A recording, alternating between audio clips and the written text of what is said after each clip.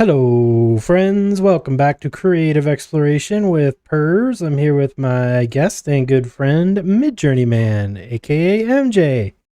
We are gonna nerd out a bit tonight, dive deep into Blender and some ComfyUI stuff that we've both been messing around with lately. But yeah, hello, MJ. Why don't you introduce yourself to the people Hello. again, even though you've been here before? Yeah, so my name is Midjourneyman, aka Julian, or I should say my name is Julian, aka Midjourneyman. And yeah, been messing around with AI generative tools for close to 2.5 years. We're getting closer to 3 years actually. It will be 3 years in July. And along the way, I've met awesome people, and one of them being you, Pers. Very great, getting back with you. Last time we were together, we had like a lot of fun. Remember the Flux session? And we very recently hooked up IRL in Tokyo. Yep. That was our second date, I should say. Yeah, it was great. Yeah, it was awesome. And I'm not saying that I know exactly what I'm doing, but I want to show you people that even for someone that's a beginner at Blender, it's quite doable if you follow the awesome tutorial on Percy's Patreon, you know how to do this.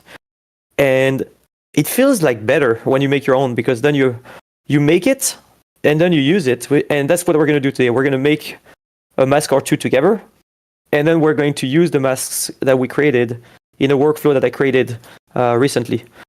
And that workflow, it's what's on my screen right now. Yeah, so the idea would be to do based on the morph style of workflow that ipiv or ipiv, I don't know how you say his name, made a long time ago, that I modified a bit. It's always iterative, the ComfyUI world. Like someone makes something, then you tweak it and you make it your own, and then it's great. Like it's a community aspect, right? So I've always been having the idea to make that push that even further. And Pers also, I don't know, I forgot who told you about it. Was it Kent? About like the injection? Someone recently. Yeah. So I have been meaning to try to do some injection within the morph workflow, and that's what this is doing here. And I will show you guys like where I stand on this. How I inject a video or a single frame with the same mask or different masks, and yeah, it creates some very interesting results, like this one here, where it's definitely like the morph style that you're used to, but with more. Like the blacks are more vivid, and there is stuff in the black. Essentially, it's pretty cool. So that's what we're gonna do together. Shall we? Yeah. So you're basically going through two sets of batches of images and putting one batch of images in the black part and one batch of images in the white part. Essentially, yeah. And one of the set of images is actually contained within the video. Right. So, what you said would work too, by the way. That's actually a very good point. I could just either batch like some images here, but what I decided to do was at first to put a single image. And then I was like, yeah, let's go even further by using a video as an input on the injection side, just to make this even more weird and cool, if that makes sense. Because this here, before, on the older style, this was nothing. It was just a regular diff without injecting anything. And that alone was making this pretty cool, but you see this band here would have been just more pretty much black. And this one here too. While now it's injecting from the video. Yeah, it's pretty unique workflow. You'll see. Anyways, step one, Blender. So, okay, let's get it going. Let's just start by creating a general file. We're going to do a plane, right? So I'm going to delete the cube, Shift A. We're going to add a mesh plane. And then, I'm going to set up a couple settings. Shift select, all good here. And let's make the rotation 0 as well. Let's move the camera up 2 meters to be above the plane, right? Let's see. Okay, then we're going to change the type of camera from perspective to orthographic. And we're going to set this value to a 2 as well, to match the other number that we have. Let's see. Let me think. Oh yeah, under render, we're going to uncheck temporal reprojection. Oh, Pers, feel free to explain to the people what that does, because there are things that I know to do because you taught me, but I won't have the knowledge and understanding that you do, if that makes sense. Actually, if you mouse over it, it tells you what it does. So Yep. when it's on, it denoises the image in the viewport, but that can cause ghosting during animations. So when you turn it off, it will stop the denoising, which will stop it from not looking like it'll look when you actually render it. We can show that off later, but yeah. I remember, that's the one you showed me last, actually. I remember now. It just cleans up the output of the viewport when you're working on an animated shader or animated scene. Color management also we're going to change this one to standard. Yeah. Let's see. Oh yeah. Now we're going to also set our resolution. So let's see, under output here, we want to do a square mask, right? So 1024 by 1024, for example. Frame rate, I like to go 30. It's not a must, but I do.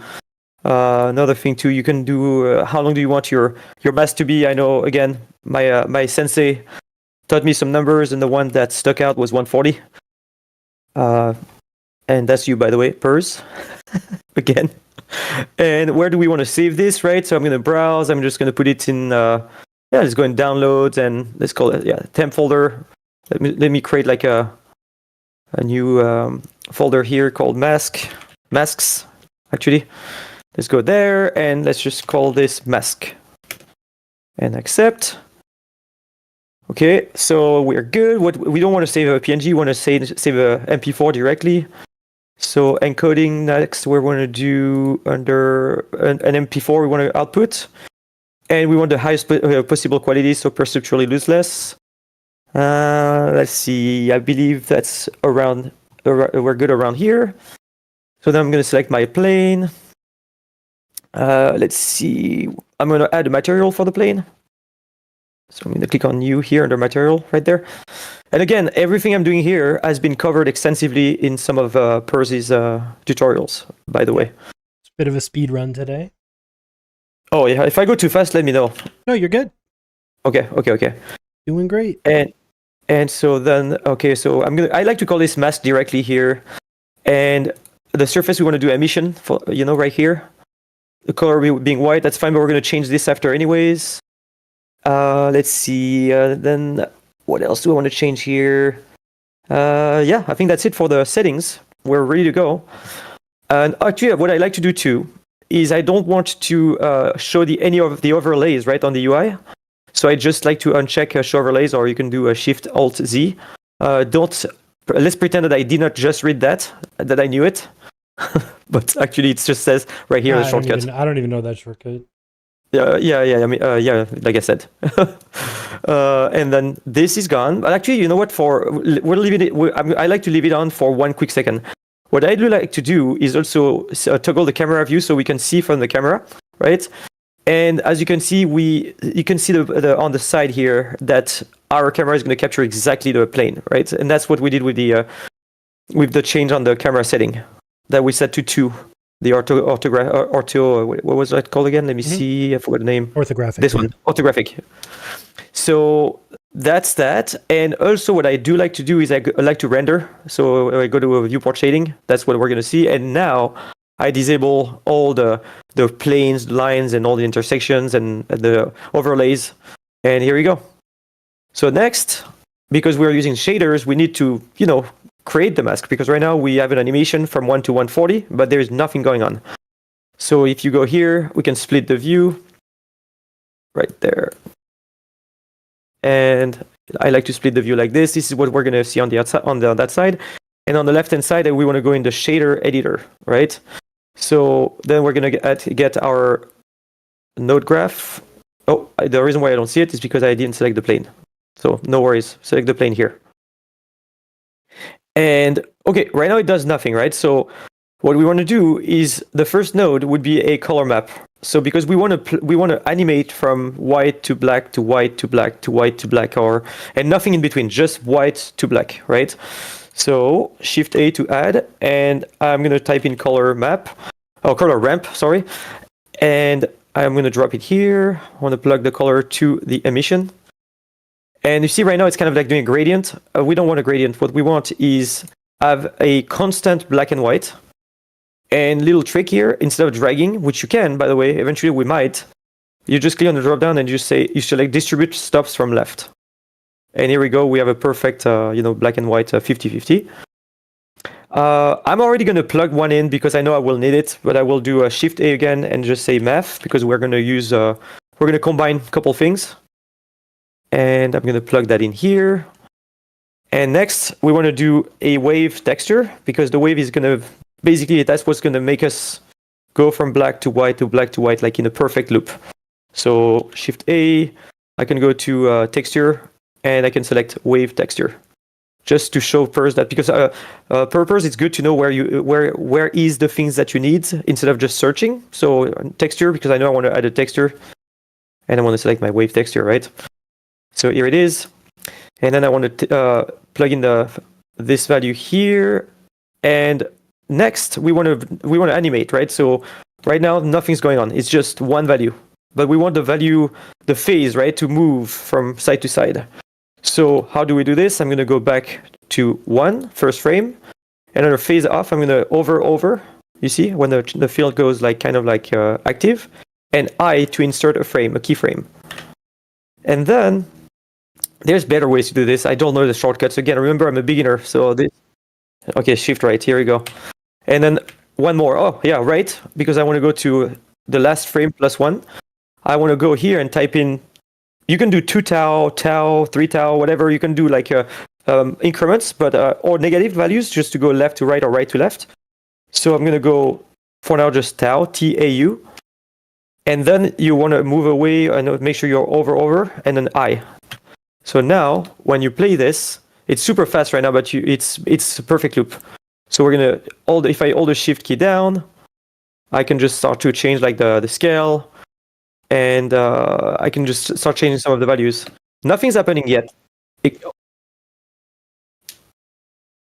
Oh, here we go. Thank you.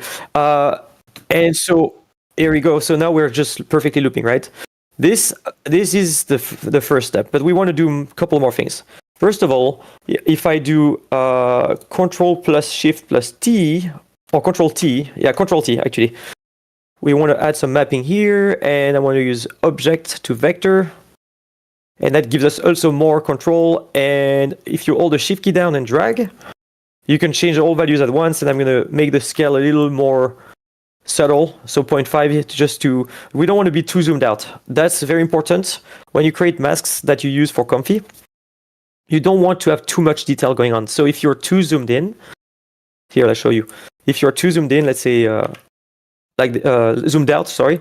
This would not diff well because there's just too much going on, right?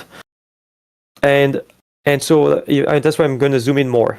So Shift. Yeah, diff likes big chunky masks. Chunks, yeah. So now remember I added the map. So the fun starts now. I'm going to keep it simple because I think I can just show the Voronoi, right? Yeah. So just Shift A. Voronoi texture. So I'm going to add another texture, right, in conjunction to this one. So the wave texture is what's going to make us loop. And this one here is actually, by the way, before I even do this, if I change from bends to rings, and in Z, here we go. You have the very common, typical, perfect loop of rings zooming in. I know just that alone is cool for a lot of people. When I say cool, I'm not saying cool, but it's common. Just knowing how to do this is pretty awesome because that's the first step, and it's one of the masks that you typically see on the diff workflows that do morphing and whatnot. So actually, I say we keep this one, and now we have the Voronoi texture, right? I want to basically combine what this does to what this one does. I don't know what this one does, so let's say you want to know. You can do Control plus Shift and click. And when you do Control plus Shift and click, it's going to skip everything. It's going to connect to the emission. So you can see what that node does, right?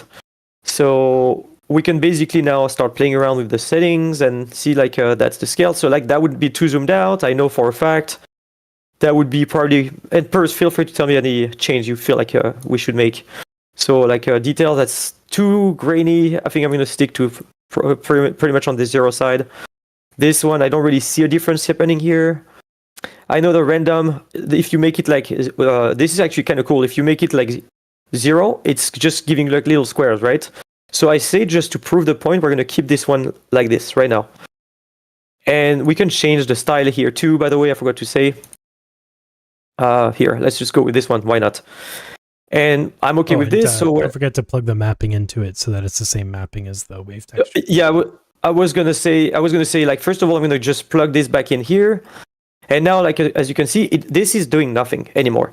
So we need to bring this here and also bring this vector here so that they use the same mapping. So this is how you make your masks, and then you play around with settings and then until you get, even if you don't know, you can just experiment. Mm-hmm. So that's basically the concept, right? Yeah. So now I say Pers, like, feel free to walk me through so we can make a mask together that's going to work. Let's try an F2 Chebychev. Oh, sorry. No, you're good. Oh, yeah, okay. Oh, okay. And now normalize it. Yep. And Control Shift. Just bring the scale down to like 1 or something. I don't know why it's not showing up. Oh, maybe roughness needs to be all the way up. Huh, that's odd. Try smooth F1 instead of F2. Let's try smooth F1. So it's the third setting in the second box. So there's F1, F2. Oh, smooth F1. Okay. Yeah. There we go. And get a nice rounded looking thing. So now play with the scale on that one. And we can see what it does. So it's kind of, there we go. And get some cool pattern. And then you can play with the color ramp to sort of figure out how much black and how much white you want. Oh, yes. Right there. Remember when I was saying we can split in the middle? That's where you can just basically, by dragging this. Oh, yeah. See, now we're starting to cook here. Mm-hmm. This is pretty cool. Let's reduce the scale of the wave texture a bit to about 0.5. 0.5. I like that. I think we should render this one. Would you say? Yeah, looks good to me. So that's going to be mask number 1, right? Yeah. And render animation. And we wait. Not long. I have a 5090. Just kidding. Psych. I wish. Okay, I think we're done. Let's see.